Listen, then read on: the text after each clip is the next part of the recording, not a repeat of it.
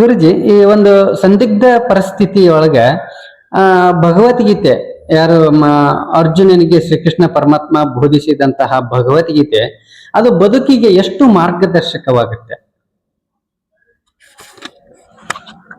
ಭಗವದ್ಗೀತೆ ಅದು ಮನುಷ್ಯರಿಗೆ ಬಂಗಾರದ ಹಾಸಿಗೆ ಇದ್ದಂತೆ, ಬಂಗಾರದ ವೇದಿಕೆ ಇದ್ದಂತೆ, ಬಂಗಾರದ ಕವಚ ಇದ್ದಂತೆ. ಭಗವದ್ಗೀತೆ ಬಹಳ ಜನರಿಗೆ ಅರ್ಥ ಮಾಡಿಕೊಂಡಿಲ್ಲ, ಅರ್ಥ ಆಗಿಲ್ಲ. ಭಗವದ್ಗೀತಾ ಕಿಂಚಿದೀತಾ ಅಂತ ಶಂಕರಾಚಾರ್ಯರು ವರ್ಣನೆ ಮಾಡಿದ್ದಾರೆ. ಭಗವದ್ಗೀತೆಯನ್ನ ಸ್ವಲ್ಪ ಓದಿದರೆ ಸಾಕು ಅವನ ಜೀವನ ಸುವರ್ಣವಾಗುತ್ತದೆ. ಭಗವದ್ಗೀತಾ ಕಿಂಚಿದಧೀತ, ಕಿಂಚಿತ್ ಅಧೀತ ಅಂತ, ಸ್ವಲ್ಪ ಓದಪ್ಪ ನೀನು ಅಂತ ಹೇಳ್ತಾರೆ ಅವರು. ಭಗವದ್ಗೀತಾ ಎಲ್ಲ ಓದ್ಕೊಂಡು ಕೂತ್ಕೋಬೇಡ, ಸ್ವಲ್ಪ ಓದಿದ್ರು ಸಾಕು. ಆ ಭಗವದ್ಗೀತಾ ಬಹಳ ದೊಡ್ಡದೇನಿಲ್ಲ, ಅದರಲ್ಲಿ 700 ಶ್ಲೋಕಗಳಿರೋದು ಅಷ್ಟೇ. 18 ಅಧ್ಯಾಯಗಳು, 700 ಶ್ಲೋಕಗಳಿರೋದು. ಅದು ಓದಕ್ ಕೂತ್ಕೊಂಡ್ರೆ ನಿನಗೆ ಒಂದಿನ 2 ತಾಸು 2.5 ತಾಸಲ್ಲಿ ಓದ್ಬಿಡ್ತೀಯ. ಆದ್ರೂ ಎಲ್ಲಾ ನೀನು ಓದೋದು ಬೇಡ, ಅದರಲ್ಲಿ ಎಲ್ಲಾದ್ರೂ ಒಂದೊಂದು ಸಾಲುಗಳನ್ನಾದ್ರೂ ನೀನು ಓದಿದ್ರೆ ಸಾಕು, ನಿನ್ನ ಜೀವನ ಸುವರ್ಣವಾಗುತ್ತದೆ ಅಂತ ಭಗವದ್ಗೀತೆಯ ಬಗ್ಗೆ ಆಚಾರ್ಯರು ತಮ್ಮ ಅಭಿಪ್ರಾಯವನ್ನು ವ್ಯಕ್ತಗೊಳಿಸಿದ್ದಾರೆ. ಇನ್ನು ಭಗವದ್ಗೀತೆಯಲ್ಲಿ ಮಹಿಮೆ ಏನು ಹೇಳುತ್ತೆ ಏನಂತಂದ್ರೆ, ನಮ್ಮ ಶರೀರ ಮತ್ತು ನಮ್ಮ ಪ್ರಪಂಚ ಎರಡು ರೀತಿಯಾಗಿದೆ. ಈ ಶರೀರದಲ್ಲಿ ಇರ್ತಕ್ಕಂಥ ಕೊಳೆ ಒಂದು, ಮನಸ್ಸಿನಲ್ಲಿ ಇರ್ತಕ್ಕಂಥ ಕೊಳೆ ಒಂದು. ಅದನ್ನ ಏನು ಹೇಳ್ತಾರೆ, ಜಲಸ್ನಾನಂ ದಿನೇ ದಿನೇ ಶರೀರ ಮಲನಾಶನಂ. ನಾವು ಜಲಸ್ನಾನ ಮಾಡೋದ್ರಿಂದ ಶರೀರದ ಹೊಲಸು ಸ್ವಚ್ಛಾಗಿ ಹೋಗುತ್ತೆ. ನಾವೀಗ ನೀರು ಹಚ್ಚಿ ತೊಳ್ಕೊಳ್ಳೋದ್ರಿಂದ ಏನಾಗಿಬಿಡುತ್ತೆ, ಶರೀರ ಶುದ್ಧಿ ಆಗುತ್ತೆ. ಹೌದಲ್ವೇ? ಜಲಸ್ನಾನಂ ದಿನೇ ದಿನೇ ಶರೀರ ಏನಾಗುತ್ತೆ, ಶುದ್ಧಿ ಆಗುತ್ತದೆ ಅಂತ ಅರ್ಥ. ಆದ್ರೆ ಸಕೃದ್ಗೀತಾಂಭಸಿ ಸ್ನಾನಂ ಸಂಸಾರ ಮಲನಾಶನಂ ಅಂತ ಹೇಳುತ್ತೆ. ಸಕೃತ್ ಗೀತಾ ಅಂಭಸಿ ಸ್ನಾನಂ. ಸಕೃತ್ ಅಂತಂದ್ರೆ ಒಮ್ಮೆ ಅಂತ ಅರ್ಥ. ಒಂದು ಬಾರಿಯಾದರೂ, ಸಕೃತ್ ಒಂದೇ ಒಂದು ಬಾರಿ ನೀನು ಗೀತಾ ಎಂಬ ನೀರಿನಿಂದ ಸ್ನಾನವನ್ನು ಮಾಡು. ಅಂಬಸಿ ಸ್ನಾನಂ, ಗೀತಾ ಇತಿ ಅಂಬಸಿ ಸ್ನಾನಂ. ಗೀತಾ ಅಂತಕ್ಕಂಥ ಜಲದಲ್ಲಿ ನೀನು ಸ್ನಾನವನ್ನು ಮಾಡಿದ್ದಿ ಅಂತ ಆದರೆ ಸಂಸಾರ ಮಲನಾಶನ, ನೀನು ಜನ್ಮಾಂತರಗಳಿಂದ ಮಾಡಿರ್ತಕ್ಕಂಥ ಪಾಪಗಳೆಲ್ಲವೂ ಕೂಡ ಈ ಒಂದು ಭಗವದ್ಗೀತೆಯ ಅಧ್ಯಯನ ಮಾಡೋದ್ರಿಂದ, ಓದುವುದರಿಂದ, ತಿಳಿಯುವುದರಿಂದ ನಾಶವಾಗಿ ಹೋಗುತ್ತಪ್ಪ. ಅದಕ್ಕೆ ಭಗವದ್ಗೀತೆಯನ್ನು ಓದು ಅಂತ. ಕಾರಣ ಏನಂತಂದ್ರೆ, ಅದರಲ್ಲಿ ಇರ್ತಕ್ಕಂಥ ಜ್ಞಾನವೇ ಅಷ್ಟು ಪ್ರಕಾಂಡಮಯವಾಗಿರುವಂತಹದ್ದು. ಜ್ಞಾನಾಗ್ನಿ ಸರ್ವಕರ್ಮಾಣಿ ಭಸ್ಮಸಾತ್ ಕುರುತೇರ್ಜುನ ಅಂತ ಪ್ರಮಾಣ ಮಾಡಿ ಹೇಳ್ತಾನೆ ಪರಮಾತ್ಮ. ಇಲ್ಲಿ ಜ್ಞಾನವನ್ನು ತುಂಬಿದ್ದೇನೆ ನಾನು, ಆ ಜ್ಞಾನವೆಂಬ ಅಗ್ನಿ ಏನಿದೆಯಲ್ಲ, ನಿನ್ನ ಜನ್ಮಾಂತರ ಪಾಪಗಳನ್ನ ಸುಟ್ಟು ಭಸ್ಮ ಮಾಡಿಬಿಡುತ್ತದೆ ಅಂತ ಹೇಳ್ತಾನೆ. ಆ ಜ್ಞಾನದ ವರ್ಣನೆಯನ್ನು ಮಾಡ್ತಾನೆ. ನಹಿ ಜ್ಞಾನೇನ ಸದೃಶ್ಯಂ ಪವಿತ್ರಂ ಇಹ ವಿದ್ಯತೆ ಅಂತ ಪ್ರಶ್ನೆ ಮಾಡ್ತಾನೆ ಅರ್ಜುನನಿಗೆ. ನೋಡು, ಆ ಜ್ಞಾನವನ್ನು ಹೇಳ್ತಾ ಇದೆ ನಿನಗೆ. ಆ ಜ್ಞಾನಕ್ಕೆ ಸಮಾನವಾದಂತ ವಸ್ತುವಾಗಲಿ, ಪವಿತ್ರವಾದಂತ ವಸ್ತುವಾಗಲಿ ಈ ಭೂಲೋಕದಲ್ಲಿ ಅಷ್ಟೇ ಅಲ್ಲ, 14 ಲೋಕಗಳಲ್ಲಿ ಇಲ್ಲ ಹೋಗೋ ಅಂತ ಹೇಳ್ತಾರೆ. ಜ್ಞಾನದಷ್ಟು ಪವಿತ್ರ, ಜ್ಞಾನದಷ್ಟು ದೊಡ್ಡದು, ಜ್ಞಾನದಷ್ಟು ಹಿರಿಯದು, ಜ್ಞಾನದಷ್ಟು ಶುದ್ಧ, ಜ್ಞಾನದಷ್ಟು ಸಮರ್ಥವಾಗಿರ್ತಕ್ಕಂಥ ಶಕ್ತಿ ಉಳ್ಳಂತ ಇನ್ನೊಂದು ವಸ್ತು ಈ ಲೋಕದಲ್ಲಿ ಎಲ್ಲಿಯೂ ಇಲ್ಲ, ಈ ಜಗತ್ತಿನಲ್ಲಿಯೇ ಇಲ್ಲ. ಪಾತಾಳ ಲೋಕಕ್ಕೆ ಹೋಗೋ, ಅಂತರ್ಲೋಕಕ್ಕೆ ಹೋಗೋ, ಎಲ್ಲಿ ಹೋದ್ರೂ ಕೂಡ ನಿಮಗೆ ಅಷ್ಟು ಪವಿತ್ರ ವಸ್ತು ಸಿಗೋದಿಲ್ಲ, ಅಷ್ಟು ದೊಡ್ಡ ವಸ್ತು ಸಿಗೋದಿಲ್ಲ. ನಹಿ ಜ್ಞಾನೇನ ಸದೃಶ್ಯಂ ಅಂತ ಹೇಳಿದ. ಆ ಜ್ಞಾನ ಬಹಳ ದೊಡ್ಡದು. ಅಂತಹ ಜ್ಞಾನವನ್ನ ನಿನಗೆ ನಾನು ಹೇಳ್ತಾ ಇದ್ದೇನೆ ಅಂತ ಹೇಳಿರೋನು. ಕಾರಣ ಏನಂತಂದ್ರೆ, ಮನುಷ್ಯನಿಗೆ ಜ್ಞಾನ ಇತ್ತು ಅಂತಂದ್ರೆ ಅವನಿಗೇನಾದರೂ ಕೂಡ ಯಾವುದೂ ತೊಂದರೆ ಆಗೋದಿಲ್ಲ. ನೋಡಿ, ಇವಾಗ ನಾವು ಕವಚ ಹಾಕೊಂಡಿರ್ತೇವೆ, ಜರ್ಕಿನ್ ಹಾಕೊಳ್ತೇವೆ. ಜರ್ಕಿನ್ ಹಾಕೊಂಡಿವಿ ಅಂತಂದ್ರೆ ಎಂಥ ಮಳೆ ಬಿದ್ರು ನಮ್ಗೆ ಏನಾಗೋದಿಲ್ವಲ್ಲ, ಹೌದಲ್ವೇ? ನಾವು ಮಳೆ ಬರ್ತಾ ಇದೆ ಇವಾಗ, ನಾವು ಜರ್ಕಿನ್ ಹಾಕೊಂಡು ಮಳೆಯಲ್ಲಿ ಹೋಗ್ಬೋದಲ್ಲ, ಮಳೆಯಲ್ಲಿ ನಿಂತ್ಕೋಬಹುದು. ನಾವು ಜರ್ಕಿನ್ ಹಾಕೊಂಡು ಮಳೆಯಲ್ಲಿ ನಿಂತರೂ ಕೂಡ ನಮಗೆ ಚಳಿ ಆಗೋದಿಲ್ಲ, ಮಳೆ ಆಗೋದಿಲ್ಲ, ನೀರು ತಟ್ಟೋದಿಲ್ಲ, ಏನಾಗೋದು, ನಾವು ಬೆಚ್ಚಗೆ ಇರ್ತೇವೆ. ಹಾಗೇನೆ ಮನುಷ್ಯನಿಗೆ ಜ್ಞಾನವೆಂಬ ಕವಚ ಬೇಕು. ಅದನ್ನು ಭಗವದ್ಗೀತೆ ಹೇಳುತ್ತೆ, ಜ್ಞಾನ ಮಾಡಿಕೊ, ನೀನು ಜ್ಞಾನ ಮಾಡಿಕೋ. ಜ್ಞಾನವೆಂಬ ಕವಚವನ್ನು ನೀನು ಹೊಂದಿಕೊಂಡಿದ್ದಿ ಅಂತಂದ್ರೆ ಈ ಸಂಸಾರದಲ್ಲಿ ಆದ್ರೂ ಇರೋ, ಮಠದಲ್ಲಿ ಆದ್ರೂ ಇರೋ, ಮಂದಿಯಾದಲ್ಲಿ ಆದ್ರೂ ಇರೋ, ಏನು ಪತ್ನಿಯಾದ್ರೂ ಹೊಂದಿಕೊಂಡಿರೋ, ಮಕ್ಕಳನ್ನಾದ್ರೂ ಹೊಂದಿಕೊಂಡಿರೋ, ನಿನಗೆ ಜ್ಞಾನವೆಂಬ ಕವಚ ಇರಬೇಕು. ನಾನು ಹೇಳುದು, ನಿನಗೆ ಜ್ಞಾನ ಇರಲಿಲ್ಲ ಅಂತಂದ್ರಲ್ಲ, ನೀನು ಮಠ ಆಗಿದ್ರು ಪ್ರಯೋಜನ ಇಲ್ಲ, ಮಂದಿರದಾಗಿದ್ರು ಪ್ರಯೋಜನ ಇಲ್ಲ, ನೀನು ಹಿಮಾಲಯದಲ್ಲಿ ಕೂತ್ರು ಪ್ರಯೋಜನವಿಲ್ಲ, ನೀ ಎಲ್ಲಿ ಹೋಗಿ ಕೂತ್ಕೊಂಡ್ರು ಏನು ಪ್ರಯೋಜನವಿಲ್ಲ. ಜ್ಞಾನ ಇರಬೇಕು. ಅದೇ ನಮ್ಮ ಆತ್ಮಜ್ಞಾನ, ಸ್ವರೂಪ ಜ್ಞಾನ, ತತ್ವಜ್ಞಾನ ಅಂತ ಹೇಳ್ತೇವೆ. ಮನುಷ್ಯನಿಗೆ ತಾನು ಯಾರು ಅನ್ನುವಂಥ ಜ್ಞಾನ ಇರಬೇಕು. ಆ ಜ್ಞಾನವನ್ನು ಕೊಡುವುದೇ ಭಗವದ್ಗೀತಾ. ಅದರ ಜ್ಞಾನ ಅವನಿಗಿತ್ತು ಅಂತಂದ್ರೆ ಅವನು ಎಲ್ಲಿದ್ರು ಕೂಡ ದುಃಖಿ ಆಗೋದಿಲ್ಲ, ಎಲ್ಲಿದ್ರು ಕೂಡ ಅವನು ಸುಖವಾಗಿರ್ತಾನೆ. ಅವನ ಪಾಪ ಏನಿತ್ತು, ಅವನ ದುಃಖ ಏನಿತ್ತು, ಆ ಎಲ್ಲ ದುಃಖಗಳನ್ನು ನಾಶ ಮಾಡುತ್ತೆ ಅದು. ಹೇಗೆ ಅಗ್ನಿಯಲ್ಲಿ ಹಚ್ಕೊಂಡಿದ್ದೀವಿ ಅಂತಂದ್ರೆ ಅಗ್ನಿಯಲ್ಲಿ ನಾವು ಹಸಿದ ಹೋಗಿದ್ರು ಸುಡುತ್ತೆ, ಬಿಸಿದ ಹೋಗಿದ್ರು ಸುಡುತ್ತೆ, ಅದರಲ್ಲಿ ಹೂ ಹಾಕಿದ್ರು ಸುಡುತ್ತೆ, ಹಣ್ಣು ಹಾಕಿದ್ರು ಸುಡುತ್ತೆ, ಹೌದಲ್ವೇ? ಇನ್ನು ಹೊಲಸು ಹಾಕಿದ್ರು ಸುಡುತ್ತೆ, ನೀವು ಕಾಂಗ್ರೆಸ್ ಕಸ ಹಾಕಿದ್ರು ಸುಡುತ್ತೆ, ಶ್ರೀಗಂಧದ ಕಟ್ಟಿಗೆ ಹಾಕಿದ್ರು ಸುಡುತ್ತೆ, ಹೌದಲ್ವೇ? ಅಗ್ನಿಯ ಸ್ವಭಾವ ಏನೋ ಸುಡುವುದು. ಹಾಗೆ ಜ್ಞಾನದ ಸ್ವಭಾವ ಏನಂತಂದ್ರೆ ಪಾಪವನ್ನು ಸುಟ್ಟಾಕೋದು, ದೋಷವನ್ನು ಸುಟ್ಟಾಕೋದು. ಇವನು ಮಾಡಿರ್ತಕ್ಕಂಥ ಏನು ಮನಸ್ಸಿನಿಂದ ಆಯ್ತು, ಶರೀರದಿಂದ ಆಯ್ತು, ಇಂದ್ರಿಯಗಳಿಂದ ಆಯ್ತು, ಬುದ್ಧಿಯಿಂದ ಆಯ್ತು, ಏನೇನು ಜನ್ಮಾಂತರಗಳನ್ನು ಮಾಡ್ಕೊಂಡು ಬಂದಾನೋ ಅದೆಲ್ಲ ದೋಷವನ್ನ ಅದು ಸುಟ್ಟಾಕುತ್ತೆ. ಹೇಗೆ ಇಲ್ಲಿ ಕತ್ತಲೆ ಇರುವಲ್ಲಿ ಒಂದು ಸಣ್ಣದಾಗಿರ್ತಕ್ಕಂಥ ದೀಪ ಹಚ್ಚಿದೀವಿ ಅಂತಂದ್ರೆ ಕತ್ತಲೆ ಏನ್ ಮಾಡುತ್ತೆ, ಆಟೋಮೆಟಿಕಲಿ ತಂತಾನೆ ಹೋಗ್ಬಿಡುತ್ತೆ. ನಾನು ಹೆಂಗ್ ಹೋಗ್ಲಿ ಅಂತ ಕೇಳುತ್ತೇನದು, ಯಾರಿಗಾದ್ರೂ ಹೇಳಿ ಹೋಗುತ್ತೇನೋ? ನಾವೇನು ಮಾಡ್ಬೇಕಿಲ್ಲ, ದೀಪ ಹಚ್ಚಿಬಿಟ್ರೆ ಸಾಕು, ಅಲ್ಲಿರೋದೆಲ್ಲ ಕತ್ತಲೆ ಆಟೋಮೆಟಿಕಲಿ ಹತ್ತ ಮಾಯವಾಗಿ ಹೋಗುತ್ತೆ. ಹೇಗೋ ಹಾಗೆ ಇಲ್ಲಿ ಕತ್ತಲೆ ಇತ್ತು ಮೊದಲು, ಈಗ ಜ್ಞಾನ ಅಂತಕ್ಕಂಥ ಏನು ಪ್ರಕಾಶ ಅಂತಕ್ಕಂಥ ದೀಪ ಹಚ್ಚಿದೀವಿ, ಆ ಕತ್ತಲೆ ಹೋಯ್ತು. ಹಾಗೆ ಈ ಮನುಷ್ಯನು ಹುಟ್ಟು ಬರ್ಬೇಕಾದ್ರೆ ಇಲ್ಲಿಯೂ ಕೂಡ ಇವನಿಗೆ ಪಾಪ ಇತ್ತು, ಮತ್ತು ಅವಿವೇಕ ಇತ್ತು, ದುರ್ಬುದ್ಧಿ ಇತ್ತು, ಇವನಲ್ಲೆಲ್ಲ ದುರ್ವಿದ್ಯೆಗಳಿದ್ದವು. ಈಗ ಈ ಬ್ರಹ್ಮವಿದ್ಯೆ ಅನ್ನುವಂಥದ್ದನ್ನ, ಆತ್ಮವಿದ್ಯೆ ಅನ್ನುವಂಥದ್ದನ್ನ ಅಳವಡಿಸಿಕೊಂಡ ಅಂತ ಆದ್ರೆ ಇವನಲ್ಲಿ ಇರ್ತಕ್ಕಂಥ ಪಾಪಗಳೆಲ್ಲ ಪರಿಹಾರ ಆಗ್ತವೆ.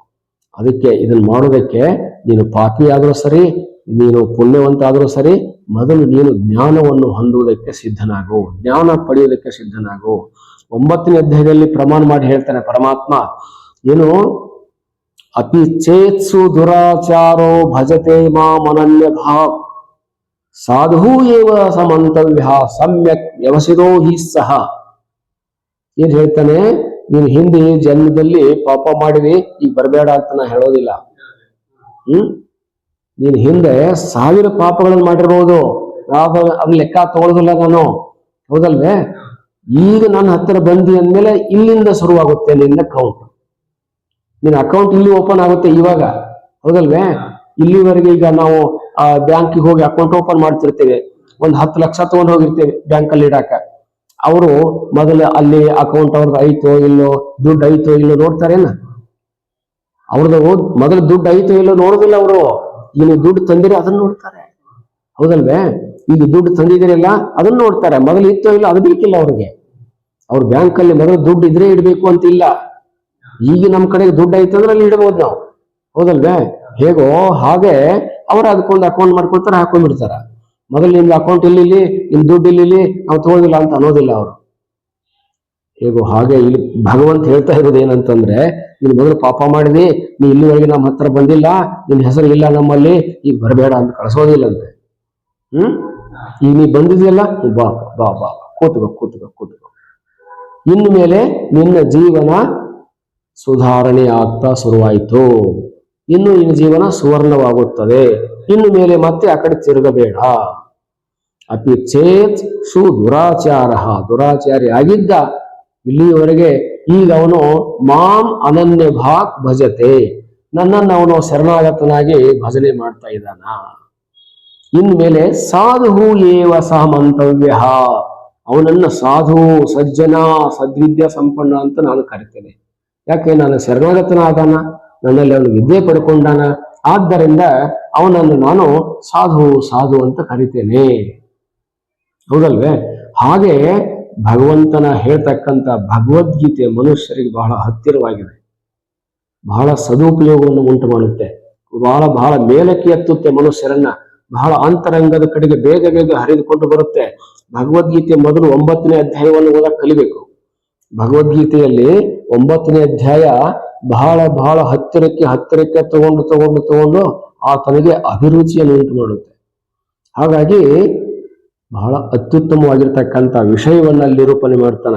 ಸಾಧು ಏವ ಸಮಂತವ್ಯ ಸಮ್ಯಕ್ ವ್ಯವಸಿತ ಈ ಸಹ. ಅವನು ಕೂಡ ಮೊದಲೇನಿವರು 106 ವರ್ಷಗಳಿಂದ ಅಧ್ಯಯನ ಮಾಡಿಕೊಂಡು ಜ್ಞಾನವನ್ನು ಹೊಂದ್ಕೊಂಡು ಬಂದಿದ್ರಲ್ಲ, ಇವರೇನ್ ದೊಡ್ಡವ್ರು ಅಂದ್ಕೊಂಡಿದ್ರಲ್ಲ, ಈಗ ಅವನು ನಿನ್ನೆ ಬಂದು ಅಧ್ಯಯನ ಮಾಡ್ಯಾನ, ಇವತ್ತು ಅವನ ಜ್ಞಾನವನ್ನು ಪಡ್ಕೊಂಡಾನೆ ಅಂತಂದ್ರೆ ಅವರಿಗೂ ಇವರಿಗೂ ಒಂದೇ ವೇದಿಕೆ. ಗೊತ್ತಾಯ್ತು?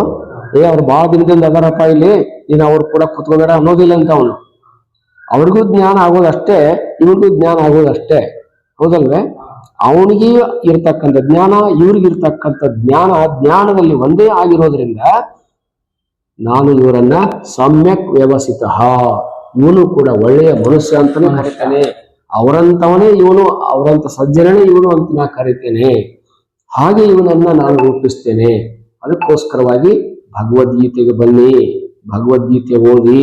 ಯಾರು ಭಗವದ್ಗೀತೆಯನ್ನು ಓದುತ್ತಾರೋ ಅವ್ರು ಯಾರು ಕೂಡ ಭ್ರಮೆ ಒಳಗಾಗಿಲ್ಲ. ಭಗವದ್ಗೀತೆಯನ್ನು ಯಾರು ಓದಿದಾರೋ ಅವ್ರು ಯಾರು ಕೂಡ ಅನ್ನ ನೀರುಗಳಿಂದ ಕೊರತೆಯಾಗಿ ತೊಂದರೆಗೊಳಗಾಗಿಲ್ಲ. ಭಗವದ್ಗೀತೆಯನ್ನು ಓದಿದವರು ಯಾರು ಬಡವರಾಗಿಲ್ಲ. ಭಗವದ್ಗೀತೆಯನ್ನು ಓದಿದವರು ಯಾರು ಬುದ್ಧಿಗೇಡಿಗಳಾಗಿಲ್ಲ. ಭಗವದ್ಗೀತೆಯನ್ನು ಓದಿದವರು ಬ್ರಹ್ಮಜ್ಞಾನಿಗಳಾಗಿದ್ದಾರ. ಭಗವದ್ಗೀತೆಯನ್ನು ಓದಿದವರು ಭಗವಂತನಂತೆ ಭೂಲೋಕದಲ್ಲಿ ಪೂಜೆಗೊಳ್ತಾ ಇದ್ದಾರ. ಹೌದೇನ್ರಿ? ಭಗವಂತನನ್ನು ಹೇಗೆ ಪೂಜೆ ಮಾಡ್ತಾರೋ ಹಾಗೆ ಈ ಮನುಷ್ಯರ ಆಗಿರ್ತಕ್ಕಂಥವ್ರು ಭಗವದ್ಗೀತೆಯನ್ನು ಓದಿ ಇವರು ಕೂಡ ದೇವರ ಸಮಾನ ಅಂತ ಇವರನ್ನು ಪೂಜೆ ಮಾಡ್ತಾ ಇದ್ದಾರ. ಮತ್ ನಾವು ಗುರುಗಳ ಪಾದ ಪೂಜೆ ಮಾಡ್ತೀವಲ್ವ? ಮಾಡ್ತಾರೆ. ಅದು ಗುರುಗಳ ಆಶೀರ್ವಾದ ತಗೊಳ್ತೀವಿ ತಾನೆ. ಅವ್ರು ಮನುಷ್ಯರ ತಾನೆ. ಮನುಷ್ಯರಾಗಿದ್ರು ಕೂಡ ಅವರನ್ನು ಯಾಕೆ ನಾವು ಗೌರವಿಸ್ತೇವೆ ಅಂತಂದ್ರೆ ಅವರು ಭಗವದ್ಗೀತೆ ಓದಿದಾರ. ಯಾರು ಭಗವದ್ಗೀತೆಯನ್ನ ಓದುತ್ತಾರೋ ಅವರನ್ನ ಬ್ರಹ್ಮ ಅಂತ ತಿಳಿಯಬೇಕು ಅಂತ ಹೇಳಿದೆ. ಜ್ಞಾನೀತು ಆತ್ಮ ಏವ ಮತಂ ಅಂತ ಹೇಳಿದಾನೆ ಪರಮಾತ್ಮ. ಯಾವ ಜ್ಞಾನವನ್ನು ಹೊಂದಿದನೋ, ಜ್ಞಾನ ಹೊಂದಿರತಕ್ಕಂಥವನು ನಾನೇ ಅವನು ಅಂತ ತಿಳ್ಕೊಳ್ಳಿ, ನನಗೂ ಅವನಿಗೆ ಭೇದ ಮಾಡಕ್ ಹೋಗಬೇಡಿ. ಜ್ಞಾನವನ್ನು ಹೊಂದಿದವನು ಜ್ಞಾನಿ, ಜ್ಞಾನಿ ಆದವನು ನಾನು ಅವನು ಸಮಾನ. ಆದ್ದರಿಂದ ಭಗವದ್ಗೀತೆ ಇಂಥ ಉದಾತ್ತವಾಗಿರ್ತಕ್ಕಂಥ ಅಪರೂಪದ ಮಹಿಮಾಶಾಲಿಯಾಗಿರ್ತಕ್ಕಂಥ ವಿಚಾರಗಳನ್ನ ಈ ನಮ್ಮ ಭೂಲೋಕದ ಜನರಿಗೆ ಬೋಧಿಸ್ತಾ ಇದೆ. ಪ್ರತಿಯೊಬ್ಬರು ಕೂಡ ಜಾತಿ ಭೇದವಿಲ್ಲದಲೇ, ಅದರಲ್ಲಿ ಲಿಂಗ ಭೇದವಿಲ್ಲದಲೇ, ತಾರತಮ್ಯಗಳಿಲ್ಲದಲೇ ಎಲ್ಲರೂ ಕೂಡ ಅದನ್ನು ಓದಬೇಕಾಗಿದೆ. ಒಕ್ಕೊರಲಿನಿಂದ ಪ್ರತಿದಿನನೂ ಕೂಡ ಓದಬೇಕಾಗಿದೆ, ಪ್ರತಿ ಕ್ಷಣವೂ ಕೂಡ ಓದಬೇಕಾಗಿದೆ. ಅದಕ್ಕೇನು ಮಡಿ ಮೈಲಿಗೆ ಶುಚಿರ್ಭೂತ ಶೌಚತೆ ಇದೇನು ನೀವು ಸ್ನಾನ ಮಾಡಿ ಓದ್ಬೇಕು, ದೇವಸ್ಥಾನಕ್ಕೆ ಬಂದೇ ಓದ್ಬೇಕು, ಇವೆಲ್ಲ ನಿಯಮಗಳೇನು ಇಲ್ಲ. ನಿಮ್ಗೆ ಯಾವಾಗ ಸಮಾಧಾನ ಇರುತ್ತೋ, ಯಾವಾಗ ಅವಕಾಶ ಸಿಗುತ್ತೋ ಅವಾಗ ಓದು. ಅದು ಯಾವಾಗಲೂ ಶುದ್ಧೀಕರಣ ಮಾಡುವಂತದ್ದು, ಅದು ಯಾವಾಗಲೂ ಗಲೀಜಾಗೋದಿಲ್ಲ. ಗೊತ್ತಾಯ್ತು? ನಾನು ಸ್ನಾನ ಮಾಡಿಲ್ಲ ಅದನ್ನ ಮುಟ್ಟಿದೆ ಅಂತಂದ್ರೆ ಅದು ಗಲೀಜಾಗುತ್ತೆ ಅಂತ ಅನ್ನಕ್ ಹೋಗಬೇಡ. ಅದು ಮತ್ತೆ ನಿನಗೆ ಪಾಪ ಉಂಟು ಮಾಡುತ್ತೆ ಅಂತ ಅನ್ನಕ್ ಹೋಗ್ಬೇಡ. ಅದು ಪಾಪನೂ ಉಂಟು ಮಾಡೋದಿಲ್ಲ, ಅದು ಪಾಪಿ ಆಗೋದಿಲ್ಲ. ಅದು ಯಾವಾಗಲೂ ಪವಿತ್ರ, ಅದು ಯಾವಾಗಲೂ ದೈವ, ಯಾವಾಗಲೂ ದೇವ. ಇದೊಂದು ಮಾತು ತುಂಬಾ ಜನರಿಗೆ ಬೇಕಾಗಿತ್ತು ಗುರುಜಿ. ಭಗವದ್ಗೀತೆ ಅಂತ ಹೇಳಿದ್ರೆ ತುಂಬಾ ಮಡಿ ಮೈಲಿಗೆ ಅಂತೇಳಿ ಅದನ್ನ ದೇವರ ಹತ್ರ ಇಟ್ಟು ಪೂಜೆ ಮಾಡ್ಬಿಡ್ತಾರೆ, ಅದನ್ನ ಓದಕ್ಕೆ ಹೋಗುದಿಲ್ಲ. ಆ ಸಂದರ್ಭದ ಈ ಮಾತು ತುಂಬಾ ಮಾರ್ಮಿಕವಾಗಿತ್ತು ಗುರುಜಿ. ಹೌದೌದು. ಭಗವದ್ಗೀತೆ ಪೂಜೆ ಮಾಡೋ ಗ್ರಂಥ ಸರಿ, ಪೂಜೆ ಮಾಡಿಕೊಂಡು ಕೂತ್ಕೊಳ್ಳೋದಲ್ಲ ಅದು. ಅದನ್ನ ಮನಸ್ಸಿನಿಂದ, ಬುದ್ಧಿಯಿಂದ, ವಿದ್ಯೆಯಿಂದ ಪೂಜೆ ಮಾಡ್ಬೇಕು. ನಾವು ಧೂಪ ದೀಪಾರತಿ ಬೆಳಗ್ಗೆ ಪೂಜೆ ಮಾಡೋದು ಅದು ಸಾಮಾನ್ಯವಾಗಿರ್ತಕ್ಕಂಥ ನಮ್ಮ ಸೌಜನ್ಯವನ್ನು ತೋರಿಸೋದು ಅಷ್ಟೇ, ಹೌದಲ್ವೇ? ಆದ್ರೆ ಅಷ್ಟಕ್ಕೆ ಸೀಮಿತವಾಗಿ ಇಡಬಾರ್ದು. ಅದನ್ನ ನಾವು ಗೌರವಿಸ್ಬೇಕು. ಅದನ್ನ ನಾವು ದೇವರ ಸ್ಥಾನದಲ್ಲಿನೇ ಇಡಬೇಕು. ಯಾಕೆ? ನಮ್ಮನ್ನ ಅದು ದೇವರನ್ನಾಗಿ ಮಾಡ್ತಾ ಇದೆ.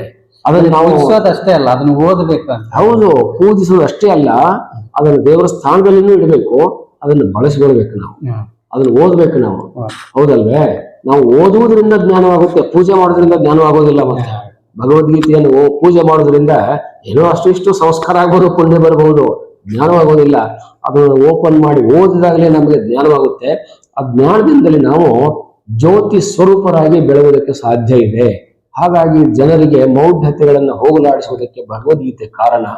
ಭಗವದ್ಗೀತೆಗೆ ಮಡಿ ಮೈಲಿಗೆಗಳ ಅವಶ್ಯಕತೆ ಇಲ್ಲ. ಅದು ಶುದ್ಧೀಕರಣ ಮಾಡತಕ್ಕಂಥ ಫ್ಯಾಕ್ಟ್ರಿ, ಅದು ಎಲ್ಲ ಪಾಪಗಳನ್ನು ತೊಳೆದು ಹಾಕ್ತಕ್ಕಂಥ ಫ್ಯಾಕ್ಟ್ರಿ ಅದು. ಹಾಗಾಗಿ ಅದನ್ನು ಅಧ್ಯಯನ ಮಾಡಿದರೆ ಜೀವನ ಖಂಡಿತವಾಗಿಯೂ ಕೂಡ ಅವರ ಭಗವತ್ ಸ್ವರೂಪವನ್ನ ಹೊಂದಿ ಅವರು ಪೂಜ್ಯರಾಗ್ತಾರೆ ಅನ್ನುವಂಥ ಅಭಿಪ್ರಾಯ ಭಗವದ್ಗೀತೆಯಲ್ಲಿದೆ. ಇದುವರೆಗೂ ಸಾಕಷ್ಟು ವಿಷಯವನ್ನ ನಮ್ಮ ವೀಕ್ಷಕರಿಗೆ ತಿಳಿಸ್ಕೊಟ್ರೆ, ವಿಶೇಷವಾಗಿ ಭಗವದ್ಗೀತೆಯನ್ನ ಅದನ್ನು ಪೂಜಿಸೋದರ ಒಟ್ಟಿಗೆ ಅದನ್ನು ಓದುವುದರಿಂದ ನಮಗೆ ಆಗುವಂತಹ ಲಾಭ, ಅದರಿಂದ ಪಡೆಯುವಂತಹ ಜ್ಞಾನದ ಬಗ್ಗೆ ನಮಗೆ ಸಾಕಷ್ಟು ವಿಷಯವನ್ನ ತಿಳಿಸ್ಕೊಟ್ರೆ.